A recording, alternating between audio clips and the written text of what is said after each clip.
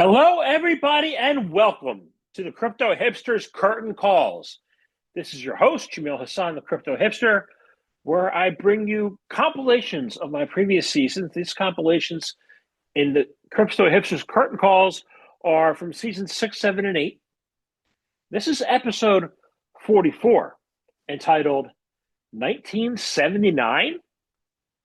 While artificial intelligence is nothing new, how we harness its power has transformed dramatically in the last half century. This Crypto Hipster podcast compilation is clips from four podcasts, from two from season 7 and two from season 8. The first person I spoke with is Jiahao Sun, who is the founder, actually the CEO of Flock.io. Flock is FL, capital FL, lowercase OCK.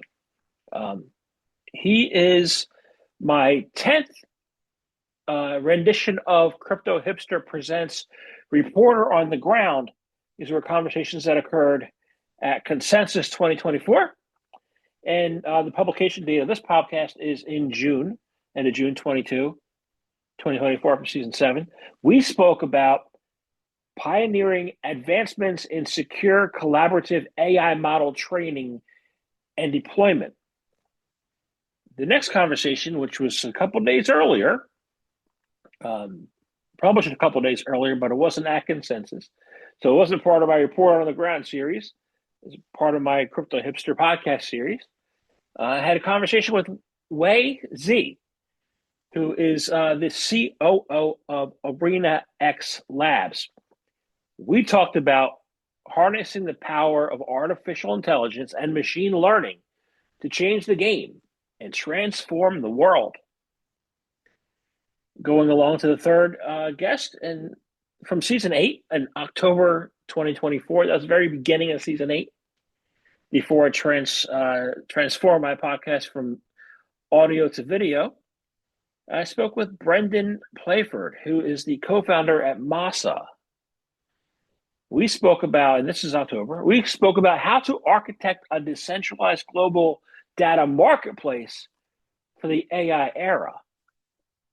And last but not least, an amazing conversation in May of 2025, season 8, on video, with Erick, who's the CEO and co-founder at the Function Network. We spoke about creating scalable infrastructures and decentralized systems that reward AI model creators. All my podcasts are available on Spotify, YouTube, Anchor, Apple, anywhere you listen to your favorite podcasts. These podcasts are available in their entirety. So if you listen to a clip, see a clip here that you like and you want to learn more, please feel free to check out the full episode. They're amazing conversations. This whole topic is on AI modeling, and it's really, really unique and interesting and growing and dynamic and all that. But, the episode, going back to my childhood when I was 8 years old in 1979, I titled this episode 44, 1979. While artificial intelligence is nothing new, how we harness its power has transformed dramatically in the last half century. Now it's a big, big, big, big deal. So thanks for tuning in. This is episode 44 out of 67 total I have coming. 23 more, well on our way. Enjoy, and I'll see you at episode 45. Thanks for tuning in. I want to talk about the current state of AI industry. And we had a really great conversation going back to the history of it, that saying, when did this happen? And then there seemed to be some kind of inflection point around the 2016 timeframe where NVIDIA off and Amazon's price skyrocketed So there was a correlation there. I wanted to find out what your assessment of the history and the current state is. Oh yeah. I think at that time, in consensus, I guess I discussed with you like the end of real human generated data is 2016, right? That was the date, when yeah, that was the date when the first generative AI batches came out, and then 1 year later, Transformer came out, and then in 2018, GPT-1 came out. So basically, that's the timeline where the internet is now maybe flooded with more synthetic data than we actually thought.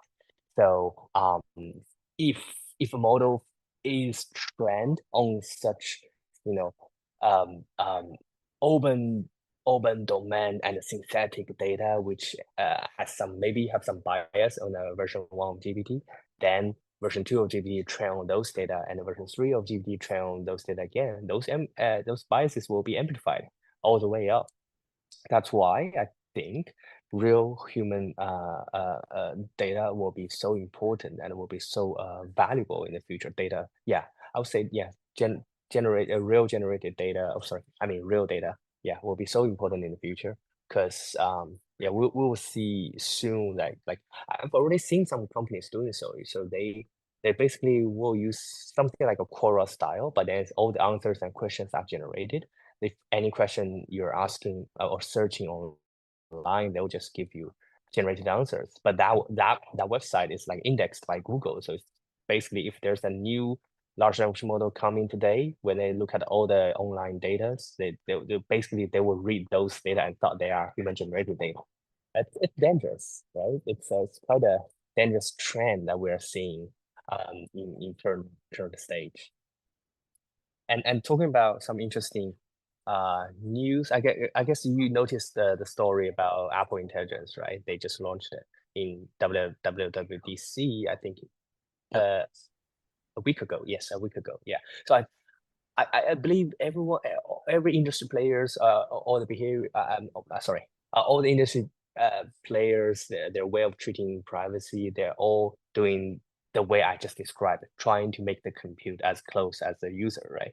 Either on your phone or in Apple's way, because iPhone at this stage hasn't been that strong yet to actually run a large language model, right? So they use this private compute cloud, where it's actually your iCloud, but then maybe only a few iClouds that's assigned to you that can run model for you. And then, yeah, that's their answer to the question. So whether if my phone is not strong enough, how can I do this LLM on my own end devices, right? So they bring this private cloud to you, and then everyone's gonna use it. But still, there are still some loopholes, let's say, because you're you wouldn't be assigned to a dedicated server because that doesn't make economic sense for Apple. So basically, many of you are gonna share same cloud together, just with some maybe with some cryptographic methods to make sure your data is locked. Other people's data is separated from yours, but whether this encryption works or whether having a shared cloud somehow is secure enough. It's all all remain tested when the real iOS 18 came out later this year, I guess. So yeah, I guess the answer from all this big players in the market is they're all trying to bring compute closer to the user. That's a trend that I'm seeing recently.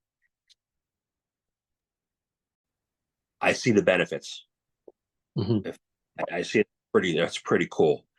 What I also see is what people are afraid of. Mhm. Um, we teach the AI learns who we are, they learns everything we do, and then they catastrophically forget that we're the master and they become the master. Um, what's how do you prevent that? And how do you prevent people from being afraid of that happening? Yeah, I mean, in our context, it's very constrained to a game-like environment. So, the existential risk of our AI companions overthrowing us as masters is rather minute in our context. Is not the models aren't powerful enough to pose a threat. However, I think the question is more writ large, AI as a theme and the way that it's progressing, I think a lot of people are debating where all of this goes. And certainly there is this scenario of how do we control AI when it becomes so powerful that it can effectively make its own decisions? And what are some of the kind of the boundaries or rules or fail safes that we need to have in place to ensure that their ultimate objective function isn't at odds with human existence or continued human existence? It's a profoundly challenging question to answer. I don't think anyone has the answer necessarily.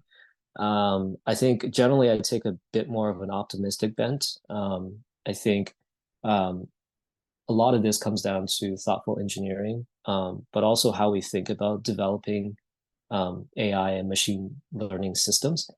And not this particular problem, but this theme of like, we believe a version of the world where a more democratized kind of approach to model design will yield better benefits for the AI industry, but humanity at large.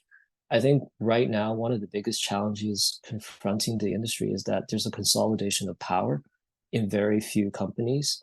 But even more so than that, there's a very myopic perspective in terms of what constitutes good technology. And to reduce that into a couple of punchlines, right now the entire field is focused on larger and larger models, and large language models and generative models. Like that's literally where all of the attention is.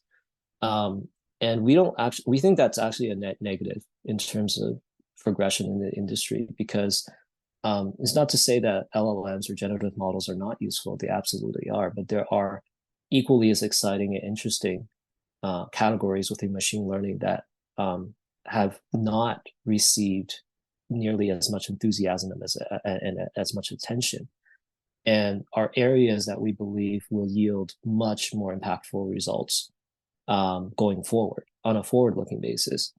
So part of the mission of what we're doing at ArenaX Labs is to inspire the next generation of talented young individuals to come into the AI and machine learning space, first, potentially through a game as this kind of discovery portal where they can learn more about the intricacies of AI, what it actually is, how it learns, how you can actually, tune it to help it perform better through a game like AI Arena. And then ultimately move on to something like Sci, which is for a more sophisticated audience, right? So where you can actually start to build your own AI models. And what we hope to see in Sci is creativity come to the fold and expand the surface area of AI technology, whereby we can start to fill the gaps of the areas that are underdiscovered or underexplored, because there's such an overwhelming bias right now in the industry to focus on rather small segments of the technology. So in doing so, what we hope is, we have this slogan on the Sci side, is that we're making solving artificial general intelligence as a general problem more fun. And we fundamentally believe that model variety and different types of models, i.e., not just large language models, not just generative models, is the key to an accelerated path forward to artificial general intelligence. And that diversity will yield more robust kind of results for humanity to solve some of the problems that you mentioned. Last night, and I'm not going to name names, but there was a political candidate who is interested in saying, to have blockchain opportunity, crypto opportunities for Black men. Mm-hmm. Some people commented that was a racist thing to say. But traditionally, some communities have been underserved. Mm-hmm. How does democratizing the data enhance global inclusivity, especially for those groups that have been underserved? Mm-hmm. Mm-hmm. Great question. So the top model today, or the top models are, let's just say Anthropic and OpenAI. So ChatGPT-4 and Anthropic's Claude. Both of those cost $20 a month. Now, that may not seem like a lot of money to us, but that's still a substantial amount of money. Any other models have limits and or are once again at a disadvantage to those that are using those more advanced models. Like the advanced models are significantly more advanced than the other set. And what I don't understand today is like we have like Meta's doing a pretty good job, although they have their own agenda at shipping open source models with open weights that have a really good accuracy, that are as good as like these ones that we pay for. So today we live in a world where, can you imagine getting a license for every kid in school at $20 a month? Like that just would never happen. So what I don't understand is why on the agenda of a lot of people today that are in the political sphere, there isn't this push to get some base level of AI access into every single school, for example. And like, how can we extend that to every single school globally? So as every child, like most kids have phones at an early age now. Like, yes, there are safety concerns about what they can ask, but that's the same thing with Google. We've created methods of like understanding how we make education safe for kids and students. And it was the same thing for me. Like when I was young on the internet, when I was like 14, 15, 16 in the 90s, like I was looking up crap that I probably shouldn't look up, but I still had a huge amount of value that I got because I was brought up in a responsible household and I knew what being responsible was. So yeah, I think that there is this need for ensuring that every child gets access to this technology in the same way that like I learned so much from YouTube. Like a lot of my skills that I have today came from watching tutorials and videos on YouTube. The same amount of learning is going to be done through AI, and I think that it has to be available to everyone. I agree. I would like to see a world where it is available to everyone. Yeah. I'm just glad I grew up in a world before you did, before the internet, before like I grew up in the 70s and 80s. So I'm happy there's no social media back then. You know? Yeah. Uh, Yeah. so, but when we talk about AI, we want to talk about ethics and fairness, right? Mhm. I don't know if fair AI means. I'm hoping you could tell me. But how does fair AI challenge the current data sharing landscape, and what benefits will come from it? Yeah. So you asked a really good question, right? You asked a question before as well, which ties into this, which is how does data level this playing field and make access? Now, if we consider that a monopoly has access to the data that is training most of the models today, we can safely assume that's mispriced. How do we know that? Because when there's one provider selling the only product on the market, there is no competition to make that pricing effective. So if you've got 80% market share and you've got a monopoly, we're going to assume that because you're a corporation, that you're pricing it to your advantage. So we need competition. And by introducing competition with fair access to data, making it more available, making it less gated, in certain cases, giving it away for free and using token economic incentive models to facilitate the growth of these networks, we're introducing a second competitor. Now, what that does, it results in better price discovery in the market and a better pricing of goods. That's why it's important. Got it. So, okay. So I see what you're up to here. It makes sense to me. So I want to find out, in your view, in your vision, what a sustainable, decentralized AI infrastructure should look like. Yeah. Um, you know, I think a sustainable ecosystem, especially whenever you think about it in decentralized fashion, right, is maybe two different prongs we could look at it. In terms of like the developer experience, you shouldn't see any uh, overhead or significant cons to decentralized infrastructure. What I mean by that is that basically, when it comes to decentralized infrastructure, one of the reasons why we are so proud of it, and especially as we are in blockchain, is that um, it can't go down, right? If OpenAI goes down, any decentralized providers go down, then that's the issue, because now your entire application stops working, right, on the AI side. And so, developers should see decentralization as a positive thing, right? Because now they get the economies of scale through a decentralized distributed network of nodes hosting the models. And so they don't have single point of failure anymore, right? But as well, the compute providers need to be paid for this, right? Because they're spending a lot of money on their GPUs to host the models. And then as well, you have, and more importantly, is the model creators. That's the big gap that's also being tied into this, is that without models being created, there's nothing to host. And therefore, there's no developers to use it. And so, we need to pay the model creators as well.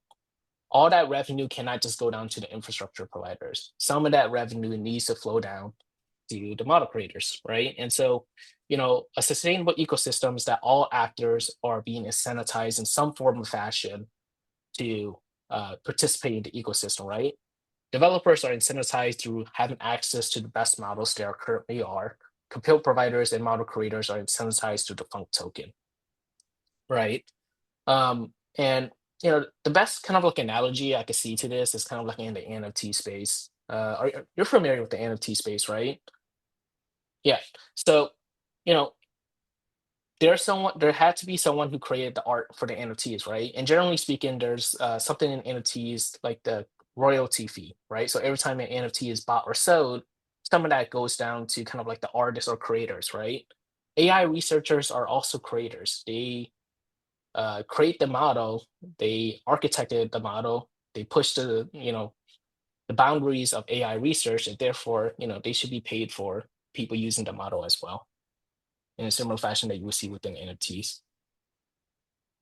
In the similar fashion as a podcaster. So Yes, podcasters are also creators. So don't hold it to me. But if Function picks off, I guess you deserve a little piece of Funk token as well. You'll get an airdrop. Don't hold it to me. Yeah, sounds good to me. Yeah. So I guess the real money right now would be like the developers recognizing what models are the best models, because no one's saying what the best models are. It's up to people to really dig in and find out what the gems are, right? So It's what's the extremely opinionated right now. I would say it's extremely opinionated. You ask the top list of like 100 researchers or even your friends that are like in the AI space, like, hey, what model should I use right now? And I guarantee you will get varying responses. Of course, there's going to be like top percentiles within like those 5 different large open source providers, but there's a good chance you're going to get a varying set of responses for sure. So do you have any tips on how to find the best models? I mean, right now, Function actually has a developer platform for any developer to hop onto, and they can actually get access to the top open source models that we are currently hosting for them. Of course, as we kind of move towards testnet and mainnet, we're going to point that towards our network. But we actually host the top of the line, state of the art models. We host Meta, Llama models, Mistral, DeepSeek, Gwen models, all these fantastic models that you can use today, and it's actually all currently free. And we're going to potentially expand to that, right? We actually just introduced billing into our platform as well, right? And what we're actually going to do is that for every time a developer uses the platform, right? Of course, you have to pay for it, but what we're going to do with that revenue is we're going to shift it down to the model creators.